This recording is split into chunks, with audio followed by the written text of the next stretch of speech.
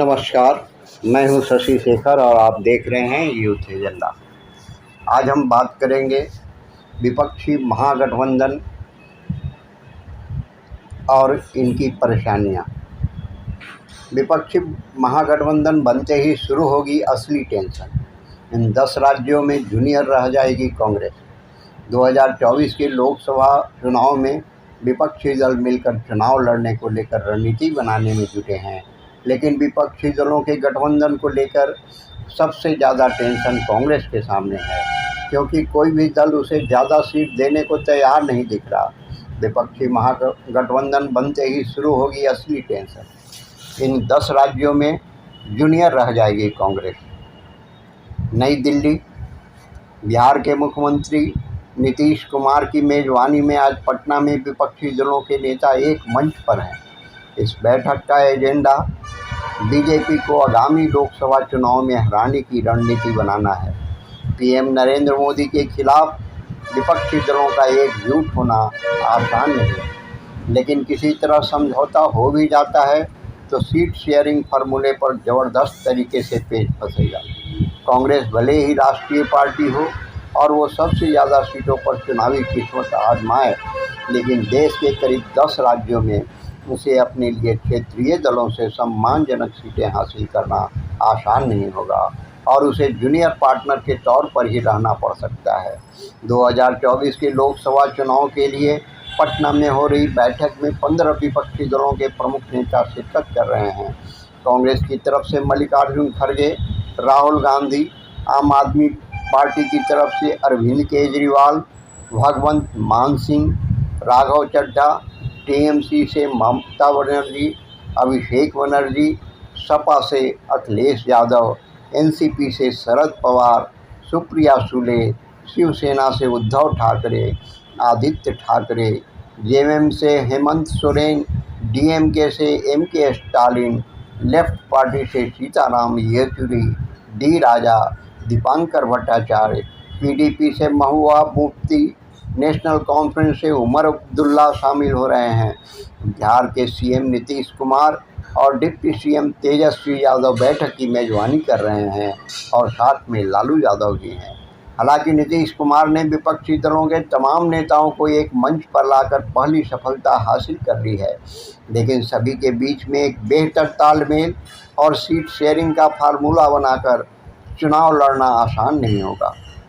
विपक्षी एकता की कवायद में सबसे बड़ी परेशानी कांग्रेस के सामने है, क्योंकि झारखंड, तमिलनाडु, बिहार और कई राज्यों में पहले से जूनियर पार्टनर है। वहीं जम्मू कश्मीर, पश्चिम बंगाल, उत्तर प्रदेश, दिल्ली, पंजाब, महाराष्ट्र और केरल में कई क्षेत्रीय दलों के साथ किस तरह का संतुलन होगा, क्योंकि क्षेत्रीय पार्टियां अपने अपने राज्यों में कांग्रेस को सियासी स्पेस देने के मूड में नजर नहीं आ रही। दूसरी ओर कर्नाटक की जीत के बाद कांग्रेस का उत्साह भी 7वें आसमान पर है और खुलकर वह कह रही है कि क्षेत्रीय दलों को भी बड़ा दिल करना होगा। दिल्ली, पंजाब में कैसा होगा फार्मूला? 2024 के लिए विपक्षी गठबंधन ने आम आदमी पार्टी शामिल रहती है तो पंजाब और दिल्ली में कांग्रेस के साथ सीट शेयरिंग का फार्मूला आसान नहीं। दिल्ली में 7 और पंजाब में 13 लोकसभा सीटें आती हैं। इन दोनों राज्यों में कुल 20 लोकसभा सीट होती है। दोनों ही राज्य में आप की सरकार है, जिसके चलते वो पहले ही कह चुकी है कि कांग्रेस को पंजाब और दिल्ली में लोकसभा चुनाव नहीं लड़ना चाहिए, जबकि कांग्रेस इसके लिए तैयार नहीं। 2019 के लोकसभा चुनाव में पंजाब की 13 में से कांग्रेस 8 सीटें जीती थी और 1 सीट आपको मिली थी। दिल्ली में कांग्रेस और आम आदमी पार्टी के बीच 2019 में गठबंधन होते होते रह गया था। दिल्ली में आम आदमी पार्टी कांग्रेस को 7 में से 2 सीट दे रही थी, जबकि कांग्रेस 3 सीट मांग रही थी। 1 सीट के चलते बात नहीं बन सकी थी और दिल्ली की सभी 7 सीट बीजेपी जीतने में सफल रही थी। हालांकि कांग्रेस 5 और आम आदमी पार्टी 2 सीटों पर नंबर 2 पर रही थी। ऐसे में दिल्ली और पंजाब की 20 सीटों पर किस तरह का सीट शेयरिंग फार्मूला 2024 में बनेगा? कांग्रेस और आम आदमी पार्टी क्या बराबर सीटों पर चुनाव लड़ेगी या फिर कांग्रेस को जूनियर पार्टनर बनना पड़ेगा? यूपी में अखिलेश की शर्त क्या मानेगी? विपक्षी एकता में सपा भी शामिल है, जिसका सियासी आधार उत्तर प्रदेश में है। यूपी में 80 लोकसभा सीटें हैं। अखिलेश यादव कांग्रेस को साफ कह चुके हैं कि गठबंधन के लिए बड़ा दिल दिखाना होगा। यूपी में सपा का पहले से राष्ट्रीय लोक दल के साथ गठबंधन है और कांग्रेस अगर शामिल होती है तो उसे जूनियर पार्टनर ही बनना होगा। सपा बड़े भाई की भूमिका में होगी। सपा यूपी में कांग्रेस को बहुत ज़्यादा सीट देने के मूड में नहीं है, तो कांग्रेस ने भी करीब 2 दर्जन लोकसभा सीटों को चिन्हित कर रखा है। दरअसल 2009 के लोकसभा चुनाव में सपा और कांग्रेस का गठबंधन सिर्फ सीट शेयरिंग के चलते ही नहीं हो पाया था। कांग्रेस यूपी में 20 सीट मांग रही थी, जबकि सपा 12 से 15 सीट ही उसे दे रही थी। सपा से बात नहीं बनी तो कांग्रेस आरएलडी के साथ मिलकर चुनाव लड़ी थी। कांग्रेस 22, सपा 21 और आरएलडी 5 सीटें जीती थी। 2017 के विधानसभा चुनाव में सपा और कांग्रेस मिलकर लड़ी थी। कांग्रेस इस बार भी डिमांड कर रही है और जयंत चौधरी की भी चाहत है कि कांग्रेस गठबंधन का हिस्सा बने, लेकिन 5 सीट बंटवारे को लेकर है। सपा सूबे में कांग्रेस को 10 से 12 सीट ही देना चाहती है, जबकि कांग्रेस कम से कम 20 सीट चाहती है। ऐसे ही जयंत चौधरी भी चाहते हैं कि कम से कम 10 सीटें मिले, जबकि सपा अपने पास 60 सीटें रखना चाहती है और बाकी 20 सीटें सहयोगी दलों के लिए भी छोड़ने के लिए तैयार है। ऐसे में कांग्रेस क्या बीजेपी को हराने के लिए बड़ा दिल दिखा पाएगी और सपा की शर्तों पर ही समझौता करने के लिए मजबूत होगी? महाराष्ट्र में 3 दलों में कैसे संतुलन? महाराष्ट्र में कांग्रेस, एनसीपी और शिवसेना उद्धव गुट पहले से ही साथ साथ है। राज्य में कुल 48 लोकसभा सीटें हैं, जिनमें से 3 दलों के बंटवारा करना होगा। 2019 में कांग्रेस और एनसीपी के साथ लड़ी थी, जबकि शिवसेना ने बीजेपी के साथ एनडीए में थी। कांग्रेस 1 और एनसीपी 4 सीटें जीती थी, जबकि शिवसेना को 18 सीटें मिली थी। लेकिन शिंदे की बगावत के बाद उद्धव के साथ 7 लोकसभा सदस्य ही बचे हैं।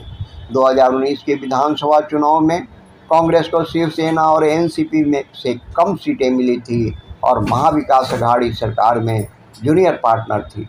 2024 के चुनाव में भी उद्धव गुट वाली शिवसेना और एनसीपी कांग्रेस को उसी तरह रखना चाहती है, लेकिन कांग्रेस इस पर रजामंद नहीं है। इसे भी पढ़ें। कांग्रेस को पिछले लोकसभा चुनाव में कांग्रेस 26 सीटों पर चुनाव लड़ी थी, जबकि एनसीपी 19 सीटों पर लड़ी थी, लेकिन उद्धव ठाकरे की शिवसेना भी शामिल है।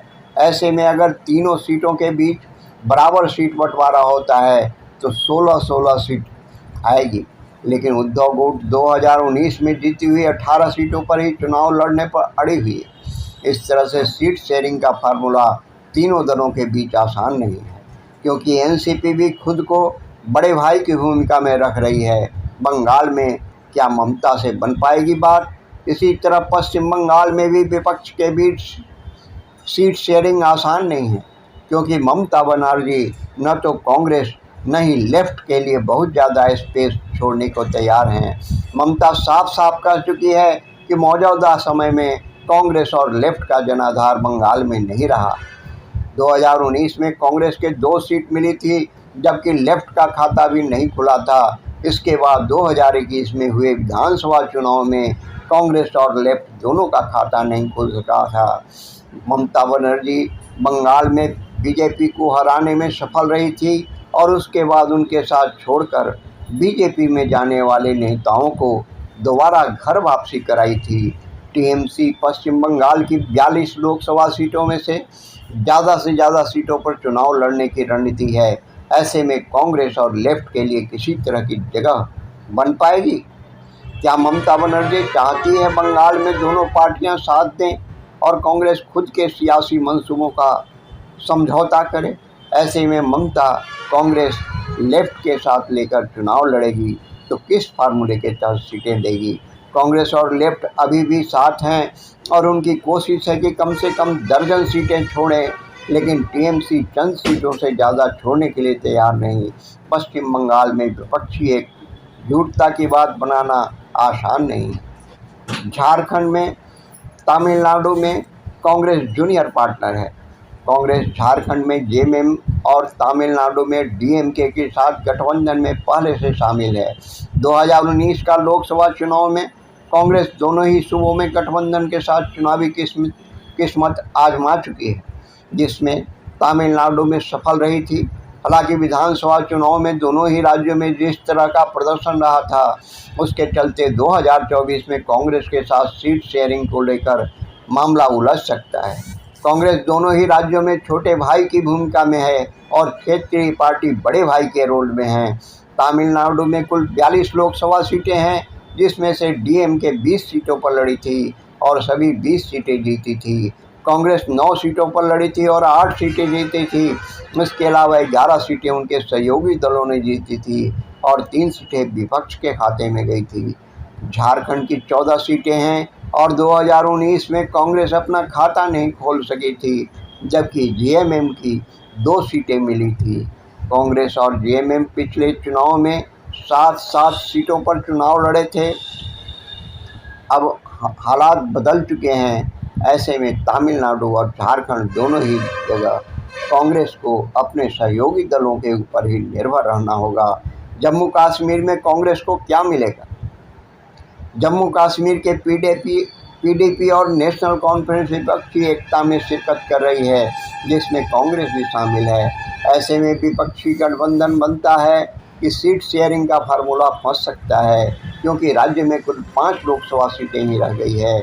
2019 में इन 5 सीटों के नतीजे देखें तो नेशनल कॉन्फ्रेंस 3 और बीजेपी को 2 सीट जीतने में सफलता मिली थी। कांग्रेस और पीडीपी का खाता भी नहीं खुल पाया था।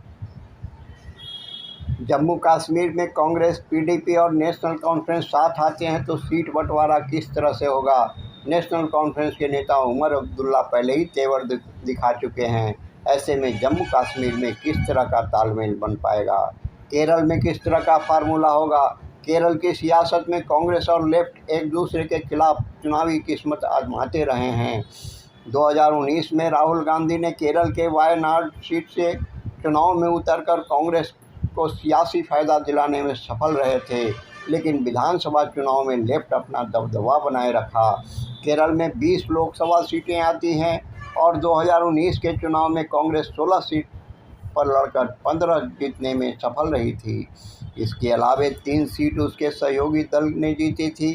2024 के चुनाव के लिए जिस तरह से देशव्यापी गठबंधन बन रही है, उसमें कांग्रेस और लेफ्ट के बीच केरल में किस तरह से सीट शेयरिंग फार्मूला होगा, क्योंकि लेफ्ट और कांग्रेस दोनों ही दल एक दूसरे के खिलाफ चुनाव लड़ते हैं। बीजेपी का केरल में कोई प्रभाव नहीं है, अतः यहाँ विपक्षी एकता का कोई सवाल ही नहीं उठता। बिहार में गठबंधन का क्या फार्मूला होगा? बिहार में पहले से महागठबंधन है, जिसमें आरजेडी, जदयू, कांग्रेस सहित लेफ्ट पार्टियां शामिल है। बिहार में कुल 40 लोकसभा सीट हैं, जिसमें 2019 में जदयू एनडीए के साथ रहते हुए 16 सीटें जीती थी, जबकि कांग्रेस और आरजेडी मिलकर लड़ी थी। कांग्रेस 1 सीट पर जीती थी और लालू यादव की पार्टी का खाता नहीं खुला था। विधानसभा चुनाव के बाद हालात बदल गए और कांग्रेस जहां आरजेडी की बैसाखी के सहारे है, जदयू ही महागठबंधन का हिस्सा है। ऐसे में कांग्रेस पिछले चुनाव में 6 सीटें लड़ी थी और 1 जीती थी। महागठबंधन के बीच सीट बंटवारा किस तरह से होगा, क्योंकि कांग्रेस ही नहीं बल्कि लेफ्ट को भी सीटें देनी होगी। पिछले चुनाव में बेगूसराय की सीट को लेकर लेफ्ट और आरजेडी के बीच सियासी टकराव बढ़ गया था। ऐसे में देखना है कि पटना में जुटे विपक्षी दलों के बीच किस तरह का तालमेल बनता है और आगे जाकर किस रूप में अमल में